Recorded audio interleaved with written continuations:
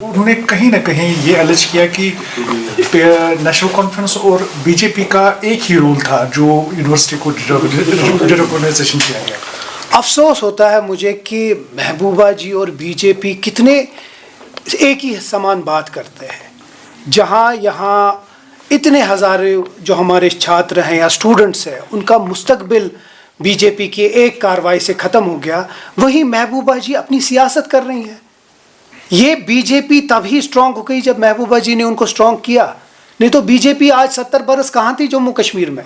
B J پی آج اس جگہ ہے جہاں وہ کچھ بھی کرنے کے لیے جو بھی چاہتی ہے وہ کرے. آپ یہ سوچئے کہ آج کی ڈیٹ پہ چلیے کوئی 40-45 کے قریب مسلمان تھے اور 6-7 ہندو تھے، آگے جا کے اگلے 5, 8, 10 سال میں کتنے ہزاروں جو ہمارے اسٹوڈنٹس ہوتے وہ ڈاکٹرز بنتے. کتنے ڈاکٹروں کے قسمت کے ساتھ یا ان کی مستقبل کے ساتھ بی جے پی نے کھیلا. تو یہ بات اتنی نہیں ہے، یہ بات بہت آگے جائے گی. یہ بات افسوس ہوتا ہے مجھے کہ جہاں جموں کشمیر میں ہمیں اپنے اسٹوڈنٹس، ہمارے جو یوتھ ہے ان کو آگے چلا کر ان کا مستقبل سوچنا ہے، یہاں ایک ایسی بی جے پی کی پارٹی ہے جو ان کا مستقبل ختم کرنا چاہتی ہے. اور وہ بھی جہاں جس طرح عمر صاحب نے کہا پوری دنیا میں لوگ لڑتے ہیں، باہر نکلتے ہیں، پروٹیسٹ کرتے ہیں کہ ہمیں ایجوکیشن انسٹیٹیوشن آئے، ہم کو کہیں سے پڑھائی آئے. یہ شاید پہلی ایسی جگہ ہو یا پہلی ایسی پارٹی ہوگی جس نے اپنے بچوں کا مستقبل ختم کرنے کے لیے پہل کی. اور مجھے شرم آتی ہے کبھی ایل او پی یا جو ست شرما جی ہیں یا جو بی جے پی کے لیڈرز دلی والے لیڈرز سے ملے اور کہا ان کو کہ یہ ختم کر دو. افسوس ہوتا ہے مجھے کہ ریلیجن کے نام پہ ان لوگوں نے جموں کشمیر کے مستقبل کے ساتھ کھیلا. اور چھوڑیے مسلمان، کتنے سارے ہندو ہمارے ہوتے جو ڈاکٹرز بنتے. کیا کووڈ جب ہوا کسی نے دیکھا کہ یہ ہندو اور یہ مسلم تھا؟ تو ایسے کتنی آفتیں آگے آ سکتی ہیں. اس وقت ہم یہ دیکھیں گے کہ کون مسلم ہے اور کون ہندو ہے.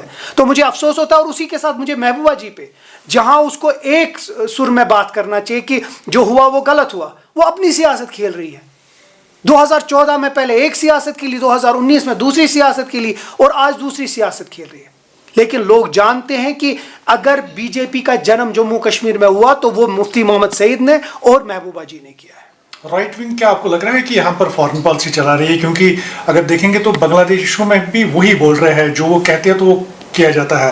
دوسرا، یہاں پر آپ کو نہیں لگتا ریورس ایکشن ہو رہی ہے کہ کالج کو بند کیا گیا جبکہ پٹاخے پھوڑے گئے، جلوس نکالے گئے؟ اگر کالج کہیں پر بنتا ہے تب بھی یہ پٹاخے پھوڑے نہیں. میں ایک چیز آپ کو کلیئر کرنا چاہوں گا. جموں کے جو لوگ ہیں بالکل اس کے خلاف ہے.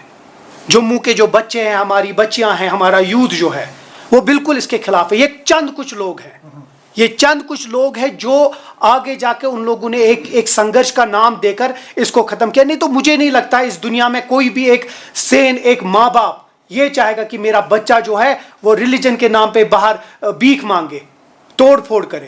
وہ تو چاہے گا کہ میرے لیے میرے بچے کا مستقبل، اور وہی نیشنل کانفرنس چاہتی ہے کہ مستقبل بنے. لیکن جب ایسا ایک ماحول بنایا ہے آپ نے، میں وہی کہہ رہی ہوں، آج پتہ نہیں چلے گا آج کے آگے 10 سال 20 سال 30 سال.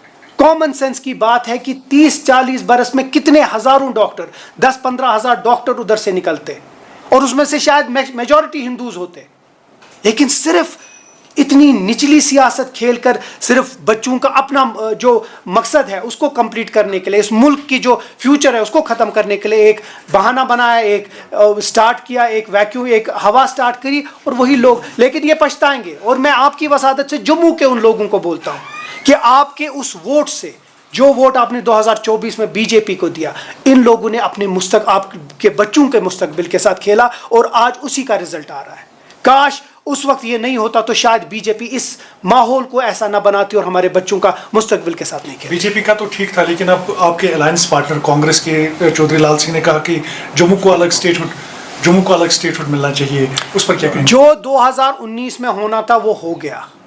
چودھری لال سنگھ کبھی ایک بات کرتے ہیں، مجھے لگتا ہے پہلے وہ اپنا علاج کرائیں. وہ کبھی ایک بات کہیں کرتے ہیں، ایک بات دوسری جگہ دوسری بات کرتے ہیں. میں ان کی بات کو سیریس نہیں لوں گا. ہاں، طارق حمید کارا صاحب نے اس کو ٹوٹلی نکارا ہے. اور رہی بات بی جے پی والے جو یہ آج کل ہمیں ڈرا رہے ہیں، تو 2019 میں کیوں نہیں کیا؟ تب تو آپ کے پاس موقع تھا، تب کیوں نہیں کیا؟